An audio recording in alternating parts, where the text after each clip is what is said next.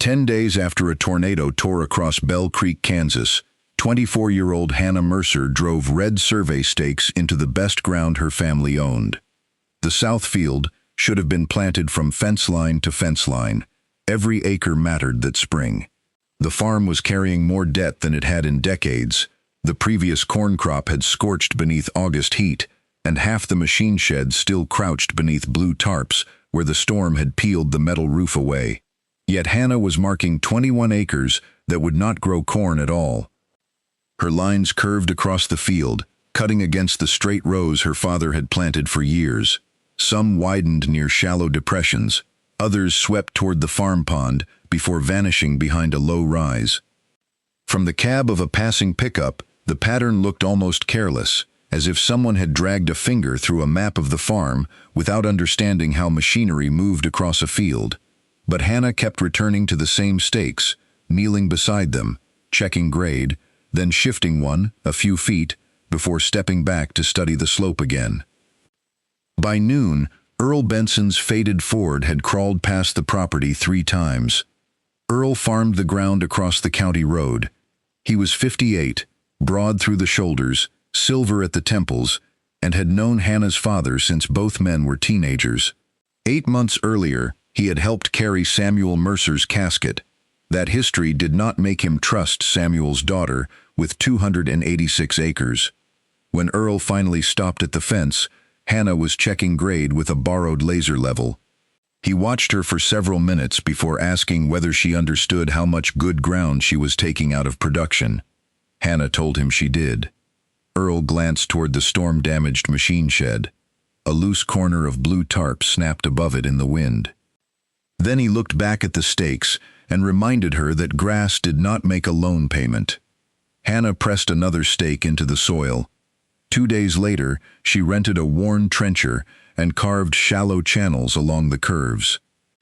That was when people stopped thinking she was merely grieving and started thinking she had lost her judgment. At Gibson Feed and Supply, bags of fescue, clover, and switchgrass filled the bed of Hannah's pickup, while other farmers hauled corn seed and nitrogen. At the diner near the courthouse, Earl told 2 men that Samuel Mercer would never have surrendered 21 acres in a year when the bank already had its hand around the farm. Hannah heard about it before sunset. She did not confront him. Instead, she drove home beneath a hard western sky, parked beside the ruined office where 80 years of Mercer farm records had vanished into the Kansas wind, and carried one mud-stained black ledger into the kitchen. It was the only old record she had left. And 3 days earlier, it had been returned by a stranger. 8 months before the tornado, Hannah had still believed she had time to learn. Her father had always been the final voice on the Mercer farm. Samuel Mercer knew where the clay rose close to the surface in the south field, which terrace held during a hard spring rain, where corn fired first in August, and which fence corners stayed soft 2 days longer than the rest of the property. Hannah had grown up beside him. She could pull a calf, splice wire, grease a combine, read a soil test, rebuild a planter unit, and smell rain pushing through an open tractor window. But knowing how to work was different from knowing what to risk. Samuel had always carried that part. When Hannah was younger, she had mistaken his confidence for instinct. Only after taking over the farm did she understand how much of it had come from repetition. He had walked the same slopes after hundreds of storms, watched the same low ground drown and dry, and remembered failures nobody else could see when a field looked healthy from the road. Then a heart condition that had seemed manageable tightened its grip. By October, Hannah was sitting alone at the kitchen table with 3 bank envelopes, a yellow legal pad, and a cup of coffee gone cold beside her elbow. The farm owed nearly $172,000. The number frightened her less than the pieces of life attached to it. Nearly $39,000 of operating debt had to be covered after the coming harvest. The planter needed parts. The north barn had leaked before the tornado ever touched it. The John Deere 4440 marked every place Hannah parked it with dark beads of hydraulic oil. In January, she stopped filling the pickup completely. $20 became her usual limit at the pump. She watched the digits climb, squeezed the handle until the number reached 20, then released it, even when the fuel gauge barely moved. At home, she began learning which lights could stay off. The porch bulb burned only when she expected someone. The furnace stayed lower at night. She washed work clothes in cold water and hung them beside the mudroom when the dryer began making a sound she could not afford to investigate. None of those choices would save a farm by themselves. Together, they changed the way every day felt. When the refrigerator compressor began grinding, she unplugged it and shifted what little food remained into the chest freezer in the mudroom. When a hydraulic line failed on the tractor, Hannah stood at the parts counter with the replacement assembly in front of her, worked the numbers in her head, and quietly slid 2 filters she had intended to buy back across the counter. She cleaned the old ones instead. In February, a contractor handed her an estimate for repairing the north barn properly. Hannah folded it once. Then again. She tucked it beneath a stack of invoices. The barn got another sheet of blue tarp. The bills got another month. At Bell Creek Community Bank, Martin Hale never raised his voice. That made the meetings worse. Martin was 46, neat, careful, and almost painfully courteous. He had handled Samuel's operating notes for years and had known Hannah since she was a child, depositing county fair checks into a savings account. Now he rotated a parcel map across his desk and rested one finger on 67 acres of the Mercer South field. Selling that tract, he explained, would change the bank's risk almost overnight. Hannah stared at the outline beneath his hand. For the first time, the debt had a shape. It was not $39,000 printed on a statement. It was the hill where her father had taught her to drive a tractor. It was the hedgerow where her grandfather's old gate still hung crooked. It was 67 acres that could carry another family's name before Christmas. On the drive home, Hannah slowed at that field without meaning to. Winter grass lay flat beneath a pale sky, and the old hedgerow cast thin shadows over the frozen ground. She tried to imagine another farmer's equipment crossing it, another name appearing on a county plat map, and found that the thought felt less like losing property than having a section cut out of the family's memory. Martin explained that the bank did not need the whole mortgage repaid. It needed the operating balance reduced after harvest. If Hannah managed that, they could discuss the rest. If she could not, family history would not change what the loan documents allowed the bank to do. Hannah folded the parcel map and carried it home. She did not sell. The decision made little sense on paper. What kept her from feeling completely blind were the records her family had kept for generations. Samuel's farm office was cramped and dusty, but its metal cabinets held a history more detailed than anything Hannah could remember on her own. There were rainfall logs, soil maps, fertilizer receipts, seed tags, veterinary notes, yield records, machinery repairs, old conservation pamphlets, and hand-drawn sketches dating back to her great-grandfather.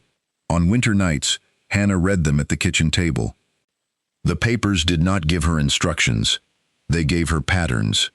A wet year beside a poor corn yield. A field number beside an erosion note. A pencil mark showing where a fence had stood before Hannah was born. A creek bend that no longer appeared on modern maps. She began to understand that her father had never farmed from memory alone. He had inherited observations from people who had spent decades making mistakes on the same ground. Then, on April 4th, the sky southwest of Bell Creek turned green. The tornado warning lit Hannah's phone while she was moving tools into the machine shed. Within minutes, gravel began rattling against the siding. Cottonwood limbs thrashed backward. The western horizon dissolved behind a wall of dirt. Hannah reached the storm cellar beneath the farmhouse seconds before the sound changed. It was not thunder. It was lower, heavier, a continuous roar that seemed to press upward through the concrete beneath her boots. The air tightened inside the cellar. Her ears popped. Dust sifted from the joists overhead and settled across her hair and shoulders. Something enormous struck the house. The floor trembled. Then the world above her became metal, timber, glass, and wind. For several seconds, Hannah could hear individual impacts inside the roar, a heavy crash from the direction of the machine shed, the brittle burst of glass, something metallic tumbling across the yard. Then the sounds blended together until she could no longer tell whether the farm was being damaged piece by piece or disappearing all at once. The tornado crossed the Mercer property in less than 3 minutes. When Hannah climbed outside, the first thing she noticed was the silence that followed. Then came smaller sounds. A sheet of roofing metal clanged somewhere beyond the pasture. A loose gutter knocked against the side of the house. Water dripped steadily from a broken pipe. The yard was filled with pieces of a life Hannah recognized only after staring at them.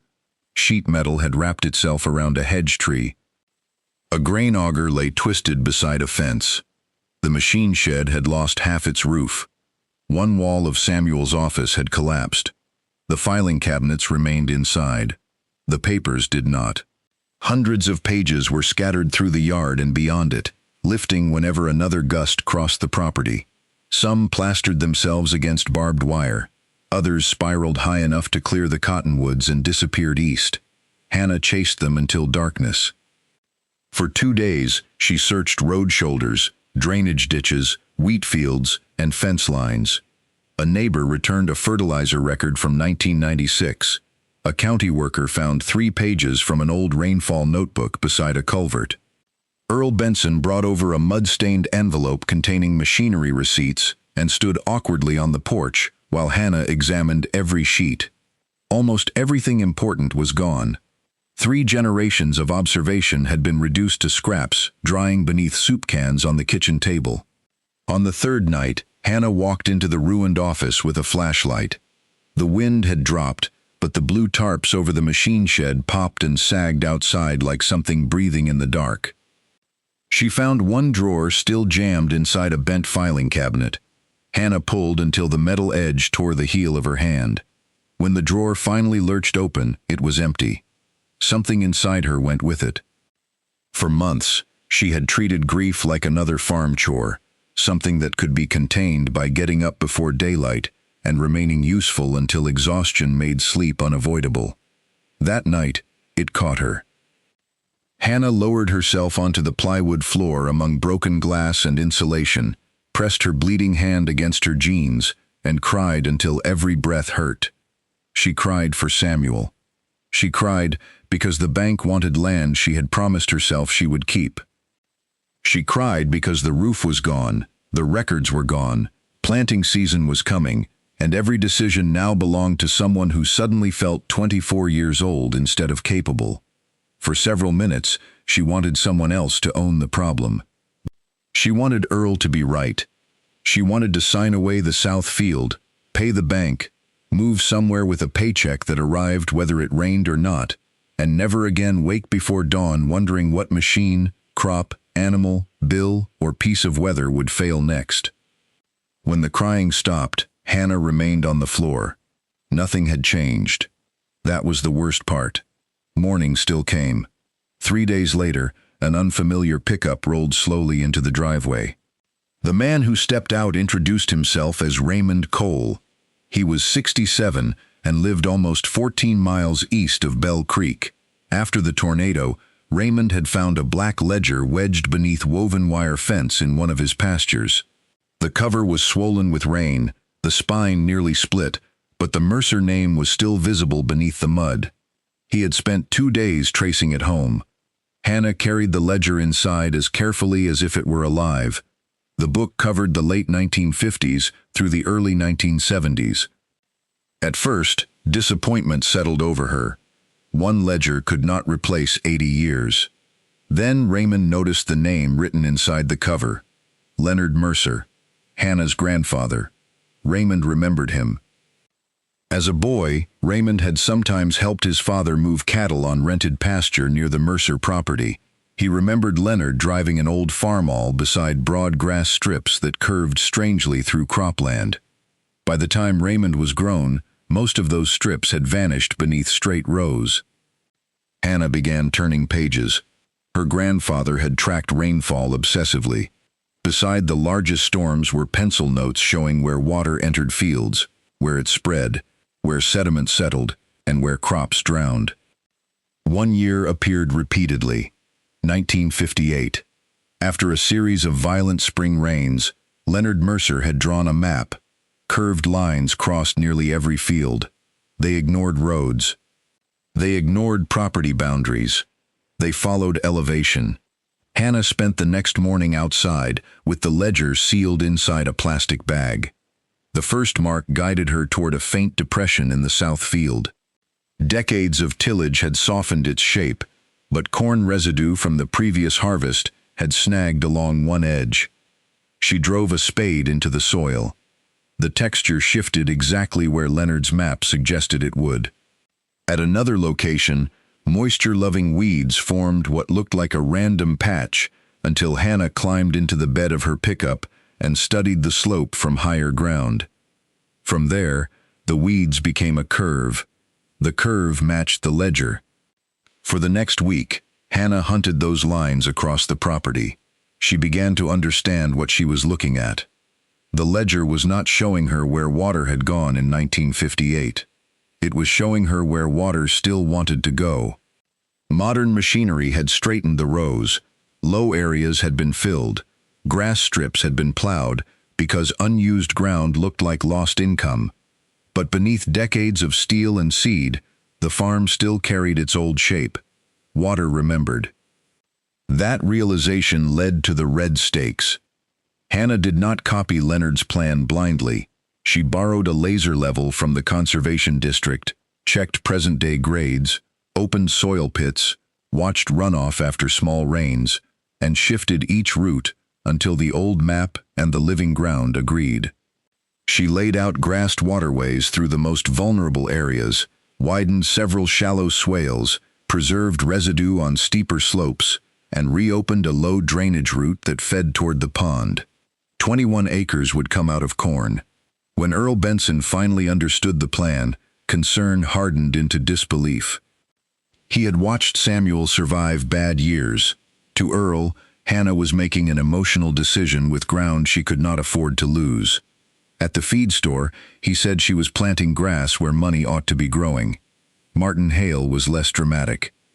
He simply reviewed Hannah's reduced crop acreage and reminded her that fewer planted acres meant fewer bushels available to make the October payment. Hannah knew. That afternoon, she stood beneath the torn machine shed roof while rain ticked against the blue tarp overhead. She had enough available cash to make one meaningful choice: a real roof, or the grass seed, erosion matting, and diesel needed to finish the waterways. A gust ballooned the tarp upward, then slapped it back against the rafters. Hannah bought the seed. The tarp stayed. For 6 weeks, Mercer Farm looked like evidence against her. The new waterways scarred brown curves through green crop ground. Some seed washed thin after a minor storm and had to be planted again. Hannah pinned straw matting along the steepest sections and used oats as a nurse crop while the perennial grass established. Some evenings she stayed out until the red survey flags were barely visible. She would shut down the tractor and, in the sudden quiet, hear meadowlarks along the fence and the distant ticking of cooling metal. Those were the moments when the size of the farm seemed to expand around her. 21 acres of grass did not feel like a plan then. It felt like an enormous bet drawn across the earth. Money narrowed to almost nothing. She sold 6 feeder calves earlier than planned to cover seed and fuel. At Gibson Feed, she began walking the aisles with a folded notebook in her hand, subtracting every purchase before it reached the register. When the tractor blew another hydraulic hose, she salvaged the old fittings beneath a barn light instead of buying the complete assembly. Earl drove past often enough that Hannah recognized the rattle of his Ford before she saw it. She kept working. Her confidence did not grow in a straight line. Some mornings, she believed the ledger had saved her. Some nights, she feared she had built an entire plan around the last surviving object that connected her to her father and grandfather. So she stopped asking whether she felt confident. She asked whether the evidence still held. After every rain, she walked the farm. She marked sediment, checked flow, measured standing water. She widened one channel by 6 feet when runoff entered faster than she had predicted. By late June, the grass had finally knitted itself into the soil. Then the weather forecast changed. A line of thunderstorms rolled into eastern Kansas and stalled. Rain began on Thursday afternoon. At first, it drummed steadily against the patched roof. By evening, the sound had deepened. Water hammered the blue tarps over the machine shed, hard enough to drown out the radio in Hannah's kitchen. By midnight, roadside ditches were boiling brown. By Friday morning, Bell Creek had climbed beyond its normal banks. Then, another storm formed over the same ground, and another. Thunder did not crack so much as roll continuously across the county, one concussion folding into the next. Wind shoved rain beneath Hannah's jacket collar until her shirt clung cold against her back. Mud packed beneath her boots and made every step heavier. Nearly 9 inches fell across parts of the area in less than 48 hours. The soil reached its limit. Water began skimming across fields in broad brown sheets. Corn rows turned into channels. Culverts vanished beneath churning runoff. Loose stalks, branches, and trash rattled against fence wire. In places where water gathered speed, Hannah could hear gravel clicking and rolling beneath the muddy current. She pulled on waterproof coveralls and went outside before daylight. Rain stung her face. Her gloves were soaked within minutes. The ditch beside the county road roared loudly enough that she had to watch the water instead of relying on sound to judge its speed. This was the test she had imagined every time Earl questioned the grass. It was worse than anything she had imagined. Runoff surged into the upper south field. For several seconds, Hannah thought the first waterway would fail. Water piled against the young grass, flattened it, then spread sideways. The change was almost immediate. Instead of concentrating into one cutting stream, the runoff broadened across the green strip and lost speed. A second waterway caught flow from another slope. The pond swelled until water thundered through the spillway. A fence post tore loose and vanished downstream. Several low acres disappeared beneath muddy water. Young corn bowed beneath the current. Each time lightning flashed, Hannah saw the field in fragments. Silver rain, black soil, pale stalks. Green grass bent nearly flat but still anchored. Mercer Farm was taking damage, but it was holding. At one point, Hannah crouched beside the upper waterway and pushed her hand into the current. The force tugged hard at her wrist, but beneath it, she could feel grass stems pressed against the soil rather than tearing free. Mud clouded around her fingers, then cleared just enough for her to see that the root mat was still gripping the ground. For the first time since the storm began, she allowed herself one full breath. Across the county road, Earl Benson's field was not holding. Years of straight cultivation had left one long slope with nowhere for runoff to spread. Water gathered between rows, accelerated downhill, and gouged through the field hard enough to expose the pale subsoil beneath the black top layer. By afternoon, a gully had opened deep enough to trap stalks, residue, and pieces of fence. Earl stood beside it in the rain. For once, his Ford did not keep moving past Hannah's property. When the storm finally dragged itself east, the silence felt enormous. No thunder, no pounding tarp. Only water dripping from leaves and the distant rush of Bell Creek. Hannah waited for the floodwater to retreat before crossing the south field. Mud sucked at her boots. Her shoulders ached from 2 days of cold rain. The air smelled of creek water, shredded vegetation, and the raw mineral scent of freshly exposed soil. She reached the first grassed waterway. The grass lay flattened beneath sticks and corn residue, but it was still rooted, and the soil beside it was still there. Hannah followed the curve downhill. The storm had exposed what decades of farming had hidden. Water had traced nearly the same paths Leonard Mercer had drawn more than half a century earlier. From the county road, the green waterways cut across the saturated brown field like an old handwriting returned to the land. The ledger no longer needed defending. The storm had read it aloud. 2 mornings later, Earl crossed the road on foot. His boots were still caked with pale subsoil from the gully in his own field.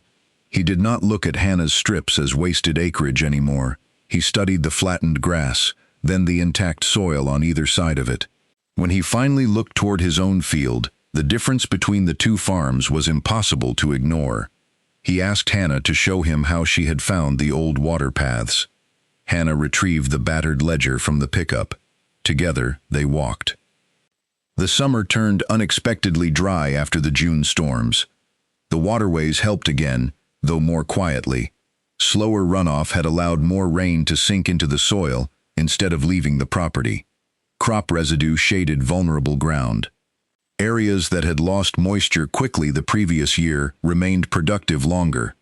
The corn still curled during the hottest afternoons. There were thin places.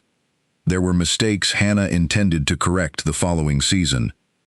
Nothing became magical. At harvest, Mercer Farm did not break a county record. It produced something far more important. Enough. Enough grain to cover the year's operating expenses. Enough to erase the nearly $39,000 operating balance. Enough that Hannah did not have to sell the south field. The morning she hauled the final load, Hannah stopped the truck for a moment at the crest of the south field. Harvest dust floated gold behind the combine. The grassed waterways were still visible between the stubble, greener than anything else on the slope. For months, she had measured that field in acres she might lose. Now she could see it simply as ground she would farm again next year. When she returned to Bell Creek Community Bank in October, Martin Hale opened the same parcel map he had shown her months before. This time, no finger rested on the 67 acres. The operating note was paid. The remaining farm debt could be restructured. For the first time in a year, the south field was simply land again, instead of collateral waiting to become someone else's property. Earl began building his own grassed waterway the following spring. County conservation staff used both farms to show other landowners how forgotten drainage patterns could still matter under modern management. Raymond Cole returned once, not because he had found another ledger, but because he wanted to see what had become of the one he returned. Hannah drove him to the crest of the south field. Below them, green grass swept across the farm in the old curves. Raymond remembered seeing those lines as a boy. Now another generation had brought them back. That winter, Hannah finally repaired the machine shed roof. Not with another tarp, with metal. When the last sheet was screwed into place, she stood in the yard and watched the contractor pull down the faded blue plastic that had snapped in the wind for almost a year. The tarp was streaked with dust, patched twice with silver tape, and torn along one edge where winter wind had worried at it night after night. For months, that blue plastic had covered everything Hannah could not yet afford to fix. Every time it snapped above the yard, it had reminded her that the farm was surviving on temporary answers. Now there was nothing temporary above her. She bought a fire-resistant document box and scanned every surviving farm paper. Copies were stored in 3 places. The black ledger went inside a protective sleeve. Then Hannah opened a new notebook. She drew the current field boundaries. She marked every waterway. She recorded the 9-inch storm, the fence failure, the flooded acres, the places where sediment had settled, and the areas she intended to widen before another wet year. She wrote down the harvest numbers. Then she turned the page and began recording winter precipitation. The tornado had carried almost 80 years of Mercer Farm records across Kansas. No one could restore them. Raymond Cole had returned only one missing book, battered and water-stained after a 14-mile journey through the storm. But that one ledger had carried something more valuable than instructions. It had carried proof that the people who worked the land before Hannah had faced the same slopes, the same water, and the same temptation to believe every acre had to produce a crop in order to have value. Hannah had not saved Mercer Farm by copying the past. She had saved it by understanding what the past had been trying to protect. The following spring, the grassed waterways stood thick and green. From the farmhouse porch, Hannah could see one broad curve disappear behind the hill, exactly where her grandfather had drawn it in pencil in 1958. The blue tarp was gone.